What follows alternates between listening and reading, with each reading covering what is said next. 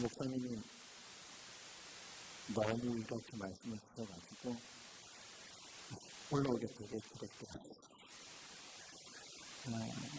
미국에 9월 17일 날 왔어요. 인디애나폴리스에서 친구가 목사님 데서 지내다가 워싱턴으로 이렇게 왔는데 딸들이랑 지금 여행을 하고 있어요. 예쁜 딸이에요. 그리고 아내랑 왜 하지 않고 딸들이나 하냐고 저보고 막 그러시더라고요. 그 밑에 아들이 더 있어요. 6이서 미국 여행은 불가능하겠죠. 아내는 집에서 아들들을 데리고 집 보고 있고요. 이제 딸들을 데리고 여행을 하는데 여유가 있고 또 아주 가고 싶어서 사실 미국 여행을 한 건 아니에요. 해야 할 수밖에 없는 이유가 있었어요. 왜냐하면 우리 딸들이 좀 아팠습니다. 미국에서 아이들 키우니까 아시죠? 아이들이 당황을 했죠. 도대체 어떻게 내 힘으로 할 수 없는 그런 힘듦이 있었는데 이 아이와 어떻게 내가 소통하고 그리고 아빠 얘기가 어떻게 아이한테 들어가고 아이 얘기 어떻게 나한테 들어올 수 있을까 그걸 찾다가 우리 딸아이 중에 하나가 책상에다가 미국이라고 포스트잇에다가 막 적어놓고 한가 열심히 공부를 했어요. 왜냐하면 성적이 이렇게 많이 올라가면 목사님들이랑 어떤 프로그램 중에 자녀들 미국에 한번 보내주는 프로그램인데 거기 한번 가고 열심히 공부를 했는데 제가 제 목표에 빠져가지고 근데 제 가장이 이렇게 어떤 의미에서 지극히 작은 자죠. 너무 가까이 있어서 너무 편해서 너무 소홀히 되었던 지극히 작은 자에게 하지 못했던 근데 예수님은 지극히 작은 자에게 한 것이 곧 예수님께 한 거라 그랬는데 그걸 못한 거예요. 그 아이의 꿈에 대해서 제가 너무 무심했던 거죠. 그 아이의 어떤 내가 무심하게 되었던 그 꿈을 가지고 한번 여행을 하면서 얘기를 하고 같이 먹고 사고 하면서 회복의 시간을 좀 가지면 어떨까. 새로운 희망의 시간을 가지면 어떨까. 그리고 너무 일상에 묻혀서 무심했던 그 아이의 마음, 또 아빠의 마음을 서로 이렇게 만져주는 시간을 가지면 어떨까 해서 3명이서 미국 여행 시작을 했어요.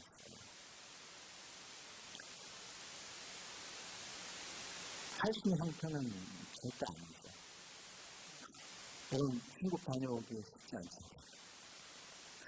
저는 3명이. 상황은 아닌데 이유가 너무 분명해서 아내랑 12개월 할부로 어떻게 그걸 다 일단 끊어버렸어요. 그런 걸 할 때 오늘 빌립보서 말씀에도 나왔지만 아무것도 염려하지 말고 기도와 간구로 너희 구할 것을 감사함으로 하나님께 하리라. 그리하면 모든 지각에 뛰어난 하나님의 평강이 그리스도 예수 안에서 너희와 함께 너의 마음과 생각을 지키시리라. 이 부분에서 모든 지각에 뛰어난 하나님. 오늘 우리 지상에 공급해준 그 번역으로는 우리의 헤아림을 넘어선 하나님, 우리의 생각을 넘어선 하나님인데 너무 불안한 거예요. 그러니까 앞일을 모른다라는 거에 대한 불안함이 있잖아요. 두려움, 어떻게 될까? 내가 미국에서 이 딸들을 데리고 안전하게 여행할 수 있을까? 얘네들은 아빠 맨하탄에 꼭 한번 가고 싶어요. 겨우 갔다 왔어요. 그 뉴욕거리가 무서워서 어떻게 가나. 밤에. 버스를 타고 4시간을 어떻게 이동을 할까? 하나하나가 다 걱정이에요. 비용까지. 아무것도 앞일을 모른다라는 것은 마치 어둠 같아요. 그것이 굉장히 두렵고 불안한 거죠.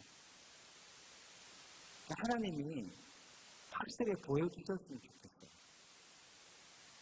너 미국 가면 이럴 거고 이럴 거고 이럴 거고 이거를 다 보여준 데가 안심이 되거든요. 절대 그런 건 안 보여주죠.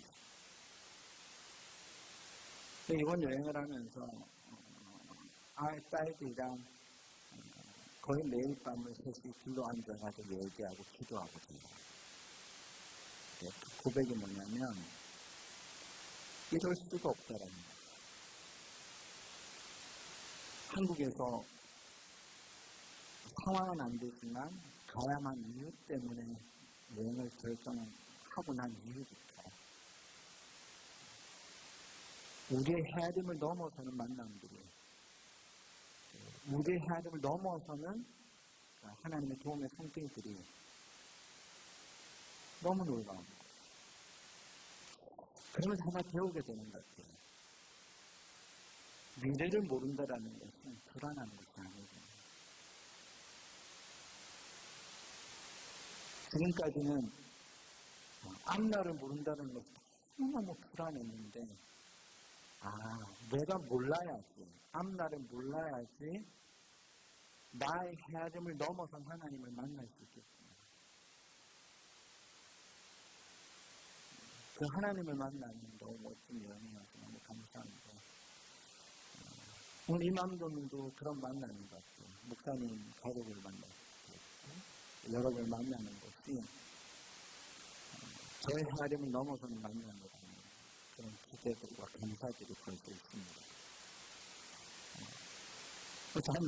잠깐 만나는 만남이지만 여러분에게도 아브라함의 하나님이 곧 이삭의 하나님, 이삭의 하나님이 곧 야곱의 하나님이듯이 우리의 헤아림을 넘어선 그 하나님은 나만의 하나님이 아니다. 우리의 아버지다. 여러분에게도 동일하게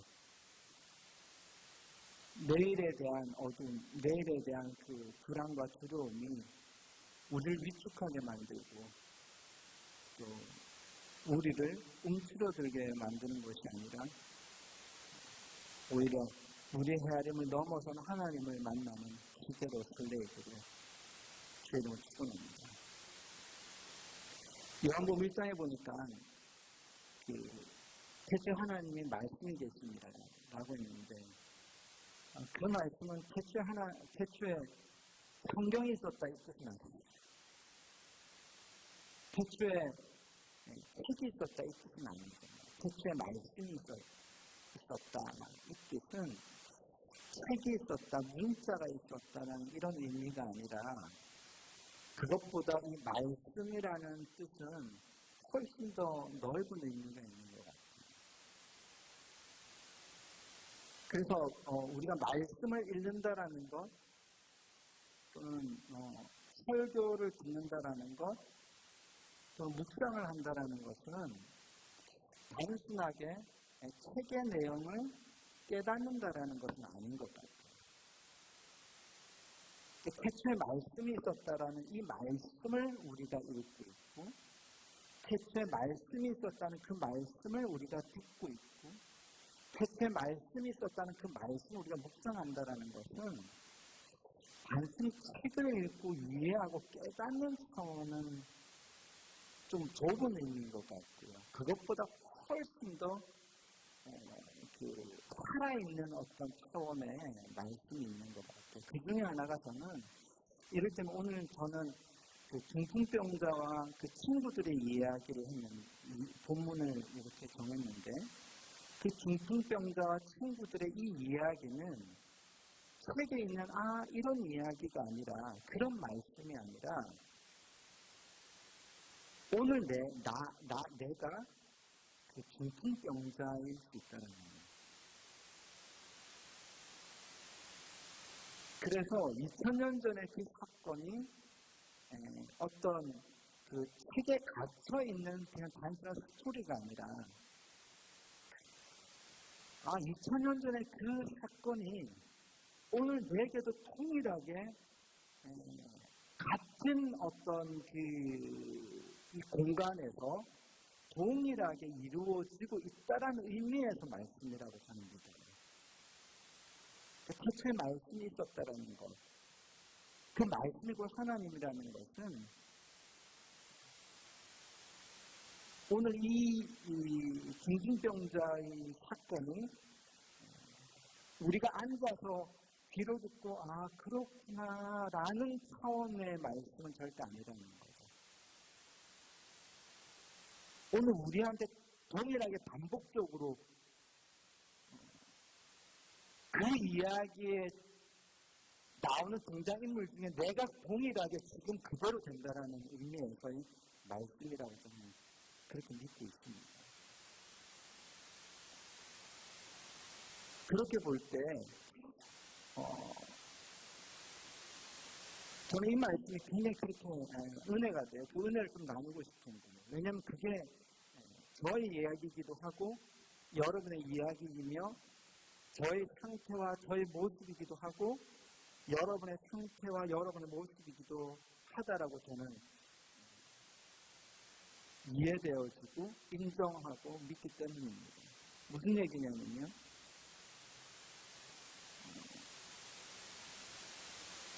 이 이야기가 오늘 나의 이야기로 비춰지는데 이 이야기는 먼저 성경 이야기 내용은 이런 거예요. 중풍병자가 있었고요. 그 사람은 움직일 수 없었고 그리고 아픈 거고요. 그리고 그 사람 주변에는 친구들이 있었던 것 같아요. 근데 그 친구들이 예수님이 오셨다는 소식을 듣고 예수님께 이 친구를 데리러 가는 거예요. 들것에 내가지고 들고 간 거죠. 근데 예수님이 계시다는 곳에 갔는데 그 집에는 이미 사람들이 너무 많아가지고 어떻게 비집고 들어갈 틈이 없는 거예요. 그런데 이 친구들이 의정이 대단했던 것 같아요. 기붕을 뜯었대요. 기와를 이렇게 드러내가지고 그거를 뜯어내가지고 지붕을 뜯고 거기에다가 친구를 달아서 내린 거죠.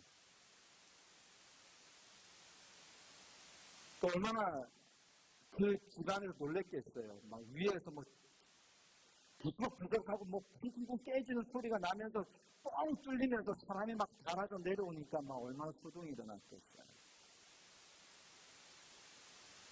그때 예수님이 하신 것은 뭐냐면 오늘 약간 미스프린트가 나오는데 제가 글씨를 잘못 전해드린 것 같아요. 그들의 마음을 보시고 아니라 성경에 보니까 예수님이 그렇게 말씀하세요. 20절에 보니까 그들의 믿음을 보시고 중풍병자를 낫게 해주시는 거예요. 스토리는 그거예요. 근데 제가 이 부분에서 이게 마치 나의 모습이라고 적용된 사람은 친구들이 아니라 중풍병자예요. 중풍병자는 자기의 힘으로 예수님께 나갈 수 없잖아요. 아파서. 몸이 불편해서.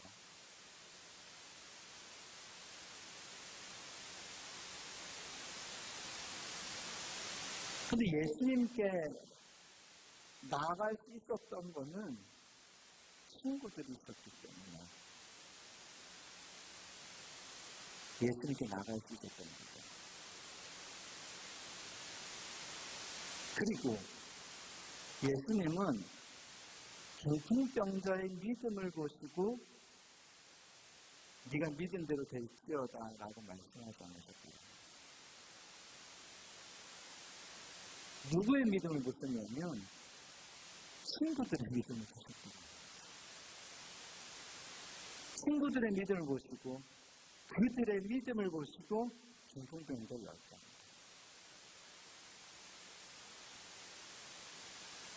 저는 이 이야기에서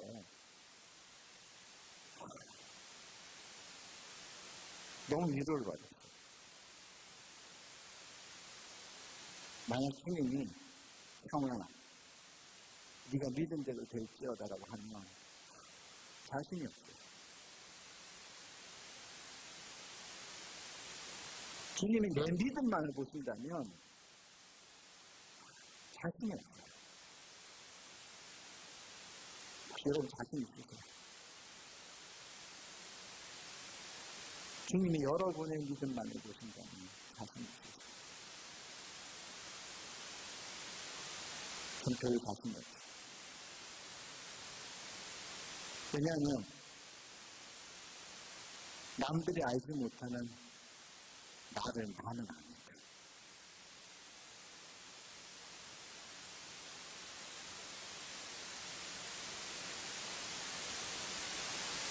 목사라는 직분 이면에 있는 인간 윤상호를 내 아내는 아닙니다.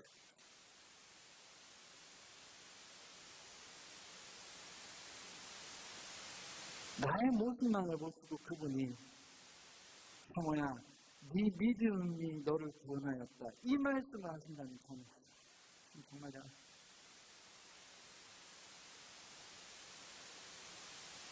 수 없습니다.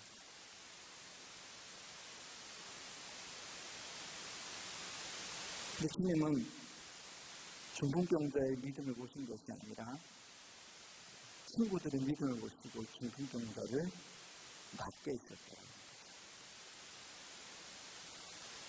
그런 거 보면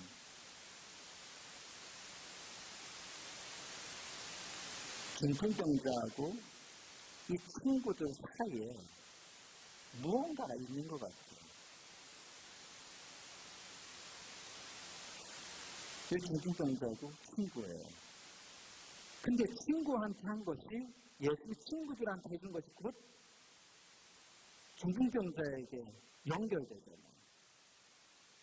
그러니까 뭔가 신비로운 것 중에 하나는 뭐냐면 우리가 정말 이 신앙을 가지고 하나님을 믿고 기독교라는 이 신앙을 가지고 있는 이 의미 중에 굉장히 중요한 어떤 키와 같은 것은 뭐냐면 내 믿음도 보시긴 하지만 친구의 믿음을 보심에도 불구하고 친구하고 이 중풍병자 사이에 무언가가 있기 때문에 예수님이 이렇게 해줘도 이리로 연결되고 이렇게 해줘도 이리로 연결된다.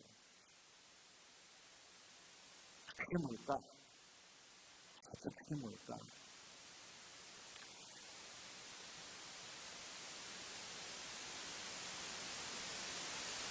말씀이 하나 떠오르더라고요. 성경을 보니까 예수님이 성경을 한마디로 정리하신 게 2번 정도 나오는 것 같더라고요. 해마다 새해가 되면 우리 성경 통독하고 싶고 성경 통독을 해야겠다라는 결심들을 하지만 제가 만난 대부분의 성도들이 그 결심을 지키는 성도들을 저는 몇 분을 보지 못했어요. 성경 통독하기가 얼마나 어려워요. 근데 성경을 아무리 10번을 통독하고 20번을 통독했다 할지라도 그 성경에서 정말 하나님의 마음이 무언지에 대해서 그거를 하지 못한다고 한다면 그래서 나는 성경을 20번 읽었습니다라는 어떤 그런 자기 만족만 있다고 한다면 주님이 조금 안타까워하지 않으실까라는 생각을 해봐요. 즉 예수님이 구약을 한마디로 정리를 하시는 게 2번이 나오는데 그 중에 한 번이 뭐냐면 마태복음 7장 12절이 있더라고요. 무엇이든지 남에게 대접을 받고자 하는 대로 너희도 남을 대접하라. 이것이 율법과 선지자의 본뜻입니다. 율법과 선지자의 본뜻이라는 것은 성경을 한마디로라는 뜻이거든요. 그러면 구약을 아무리 많이 읽었다 할지라도 구약에서 정말 하나님이 하고 싶은 말씀과 마음은 무엇이냐면 무엇이든지 남에게 대접을 받고자 하는데 너희도 남을 대접, 이 말씀이라는 거죠. 두 번째 정리는 뭐냐면 하나님을 사랑하고 이웃을 사랑하라. 하나님을 사랑하는 것이 첫 번째 계명이고, 둘째는 그와 같으니 내 이웃을 내 몸과 사랑. 이것이 모든 율법과 선지자입니다. 성경이 두 부분으로 정리됐습니다. 그러면서 제가 위로와 희망과 또 용기를 가지게 되는 것은 무엇이냐면, 이 사람과 사람 사이에 일어나는 일에 의해서 하나님의 임재와 하나님의 역사가 일어나는 거구나. 하나님 어디 계실까? 하나님은 사람과 사람 사이에 계십니다. 바로 중풍병자와 친구들, 그들의 관계가 도대체 어떤 관계가, 그들의 관계가 무엇을 결정하더라? 중풍병자가 아무것도 주님 앞에 할 수 있는 것이 없음에도 불구하고 그들의 관계 때문에 그들의 믿음을 보시고 중풍병자에게 그 주님의 치유하는 능력이 임하더라는 거예요.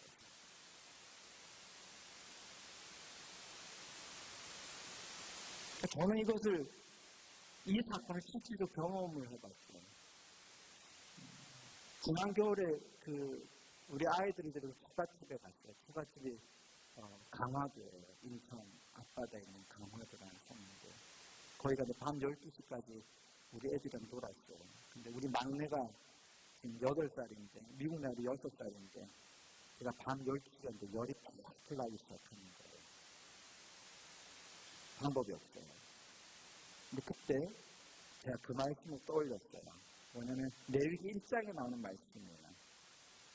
이 레위기에는 그 제사가 얘기가 나오고 그 다음 율법 얘기가 나오는데, 거기 보면 번제에 관한 첫 번째 말씀에서 이런 내용이 나와요.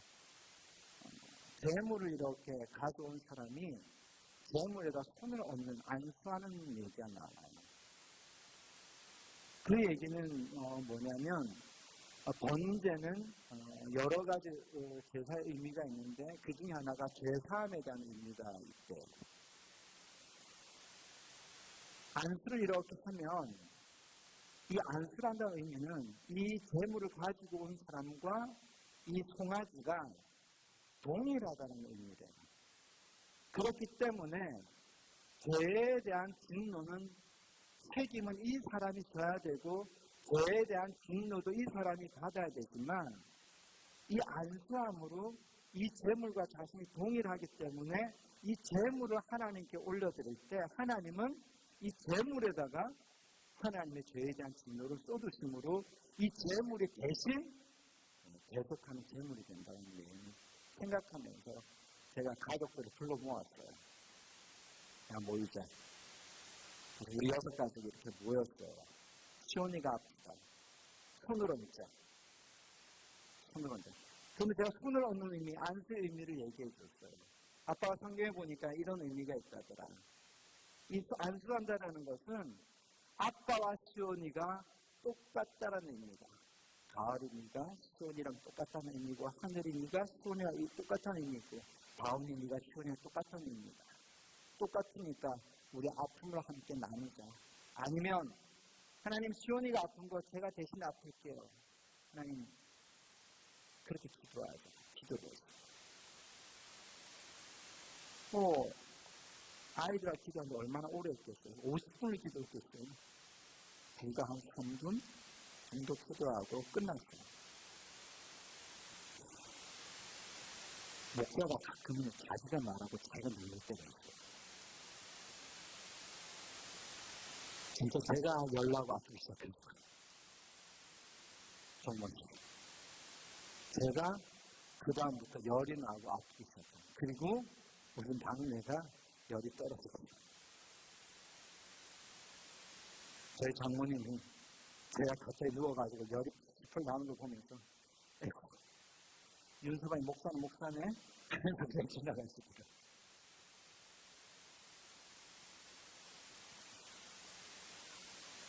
이 중풍병자의 행복은 그런 친구가 있었다라는 게 행복입니다.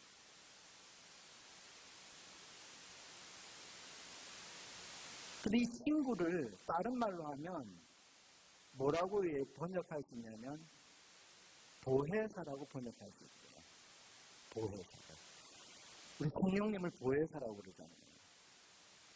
근데 보혜사의 그 히라보의 원어가 파라클레토스라고 그러는데 이 파라라는 이 앞에 붙는 단어가 옆이라는 뜻이고 클레토스가 옆에 있는 사람이라는 뜻이에요. 근데 그 파라클레토스가 원래 그 보혜사로 번역되는데 그게 원래 그 히라보의 진짜 뜻은 뭐냐면 변호사라는 뜻이 있어요.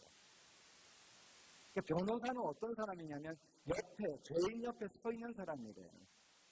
근데 왜 죄인 옆에 서 있냐면 이 죄인이 유죄를 선고받으면 변호사도 유죄돼요. 지금 우리에게 변호사는 수임료만 주면 되잖아요. 변호사는 수임료만 받고 의뢰인이 유죄가 되든 무죄가 되든 수임료만 받으면 되잖아요. 그래서 죄인의 어떤 의뢰인의 고통과 의뢰인의 어떤 그거와는 연결이 안 돼 있죠. 근데 예수님 당시에는 그 변호인이라는 것은 법조인이라는 전문가가 아니라 이 사람이 무죄라는 것을 확신할 수 있는 사람이 변호인이라는 거예요. 그래서 이 사람이 무죄입니다 하고 딱 같이 법정에 선대요. 그래서 이 사람이 유죄니까 이 사람은 사형이다라고 선고되면 변호인도 같이 사형을 당해야 돼요. 그러니까 아무나 변호인을 할 수 있는 거죠. 그럼 누가 변호인을 할 수 있느냐? 가족 아니면 진짜 친구만이 변호인을 할 수 있어요.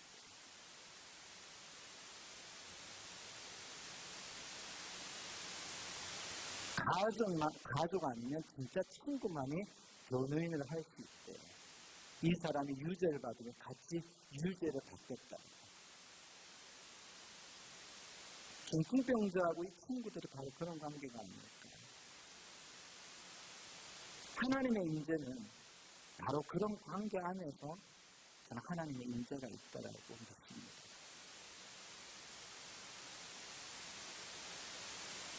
중학교 3학년 때 저녁 7시쯤에 학생 예배를 마치고 한 3시간 혼자 앉아서 교회 마룻바다에서 기도한 적이 있어요. 하나님 좀 보여주세요. 나 하나님 좀 봤으면 좋겠어요. 왜냐면 저 목사 될 건데요. 제가 하나님을 좀 봐야지 제가 뭐 하나님을 좋아하든지 말든지 할 거 아니에요. 좀 보여주세요. 3시간을 기도했어요. 제가 받겠습니까? 못 받겠습니까? 하나님이 보여줬겠습니까? 안 보여줬어요. 약속하더라고요. 안 보여주셨어요. 근데 몇 년 전에 문득 기도하는데 그런 생각이 들더라고요. 30년 전에 한 기도를 하나님은 30년 동안 응답하고 계셨어요. 제가 눈으로 그분을 보지는 못했어요. 어떤 형상인지, 어떤 분위기인지 보지는 못했어요. 그런데 하나님을 만지고 하나님과 함께 먹는 것이 어떤 것인지 30년에 걸쳐서 제가 알게 됩니다. 그 중에 하나가 이번 여행을 통해서예요. 혹시 맨하탄 가보셨어요? 제가 맨하탄 간다니까요.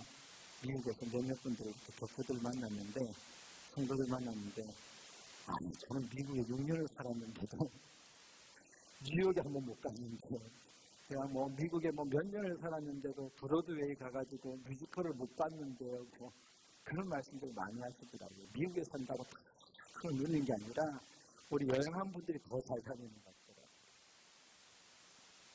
맨하탄 가가지고요. 호텔에서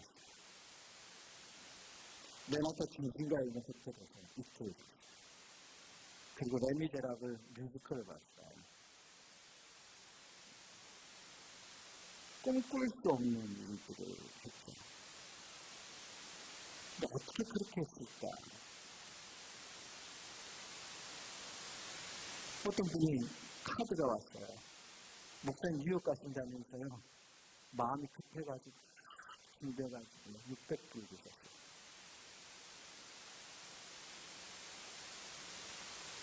호텔을 예약을 하면서 이 애들을 다시 내가 이런 곳에 데리고 올 수 있는 가능성이 없더라고요. 나 얘네들 데리고 오지 못하니까 호텔을 하자, 크게 하자. 525불 나왔어요. 저지르고 보자. 카드가 있습니다. 그래가지고 호텔을 딱 가서 카드를 했는데 카드가 안 돼요.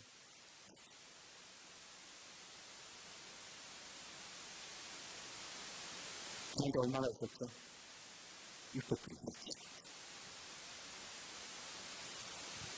그런 일이 일어났다라는 게 중요한 게 아니라 그 일에 대해서 우리가 딸들은 모여서 한 얘기가 그거예요. 지금 우리가 하나님을 만지고 하나님을 먹고 하나님께 누워있는 거 아니에요. 그 하나님을 어떻게 만지고 어떻게 하나님께 누워있고 어떻게 하나님을 지금 먹고 있느냐. 결국 뭡니까? 저에게 600% 공급해준 그와 저와의 관계가 결국 하나님을 먹고 하나님께 묻고 하나님을 만지게 하는 비밀이 있지 않을까 싶습니다.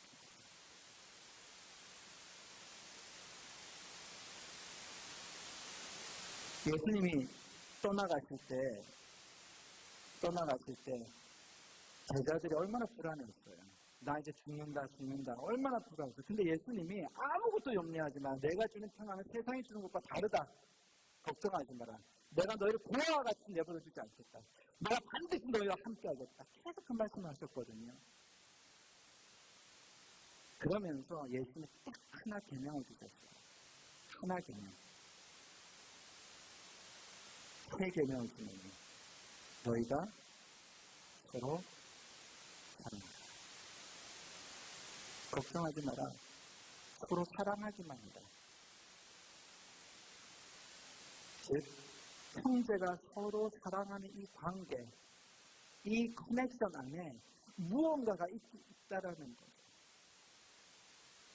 그게 뭘까? 하나님의 동행, 하나님의 임재는 이 건물에 있는 것이 아니라 사람과 사람 사이에 있더라는 거예요. 때로는 나는 중풍병자처럼 아무것도 할 수 없음에도 불구하고 나를 사랑하는 가족이 있고 나를 사랑하는 성도가 있고 나를 사랑하는 목사님이 있고 나를 사랑하는 친구가 있기 때문에 그들 때문에 내게 응답이 일어날 수 있거든요.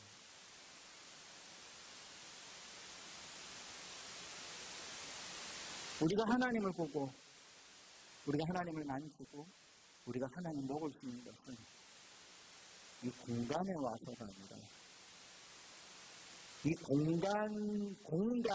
공간에서 하나님을 하라는 것은 무엇이냐면 이렇게 모여서 서로 사랑하고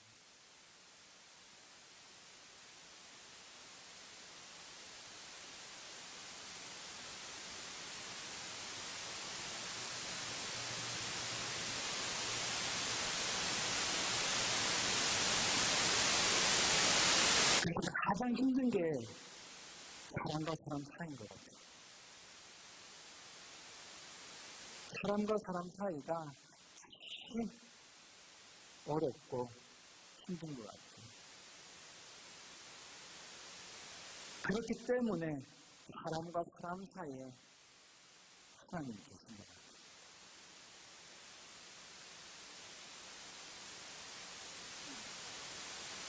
중풍병자와 같았던 저희 상태와 저희 가정의 상태에서 저는 저와 저희 가정과 저희 딸들을 사랑하는 성도들과 친구들과 선배 후배를 통해서 그들의 믿음을 보시고 저희가 지금 회복되고 있습니다.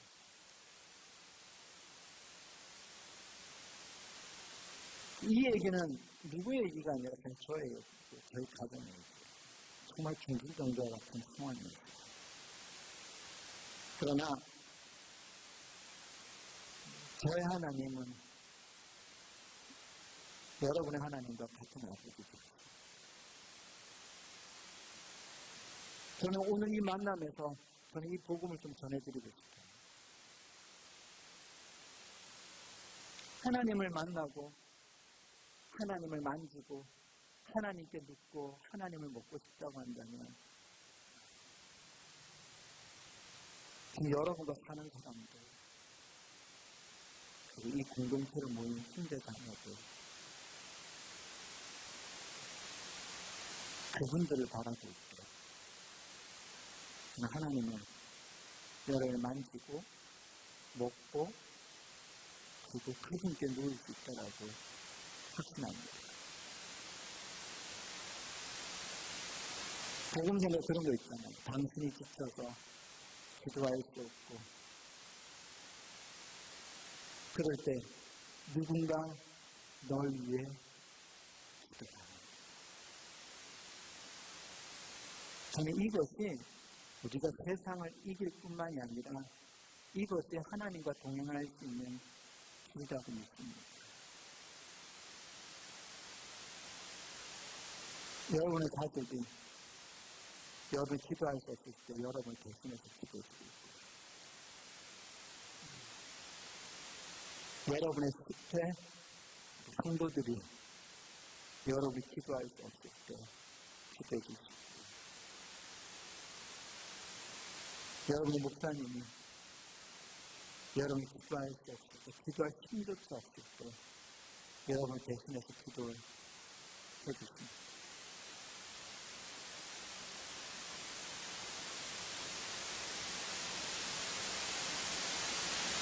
저는 시범교회에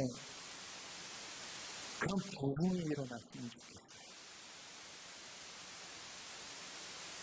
대중을 휘어잡는 그런 대단한 어떤 프로그램이나 목사님의 설교라기보다도 성도들 한 사람 한 사람 사이에 당신이 기도할 수 없을 때 내가 기도합니다. 나 기도할 수 없어. 기도할 힘이 없어. 나의 대신 좀 기도해 주세요라고 말할 수 있는 형제 자매가 있는 그런 거예요.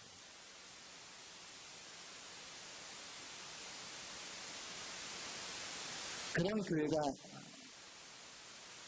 주님의 마음 아닐까 그런 생각이 듭니다.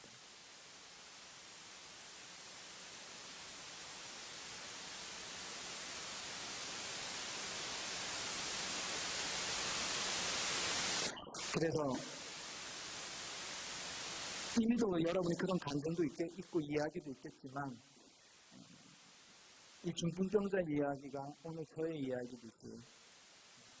여러분도 동일한 그런 고백들을 복음으로 전하는 그런 전도의 역사도 일어나기를 원합니다.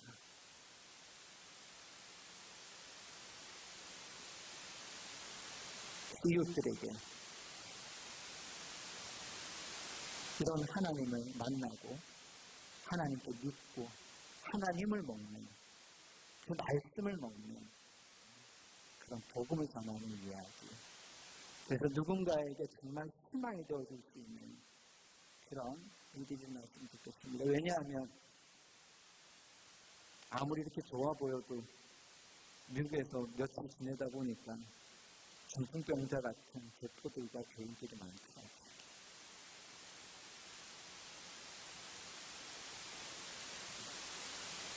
그분들에게 여러분이 친구가 되어서 주님이 여러분의 믿음을 보시고 중풍병자 같은 그런 이웃들에게 친구들에게 주님의 응답과 은혜가 이루어지는 그런 복음의 역사, 전도의 역사, 병의 역사가 일어났으면 좋겠습니다.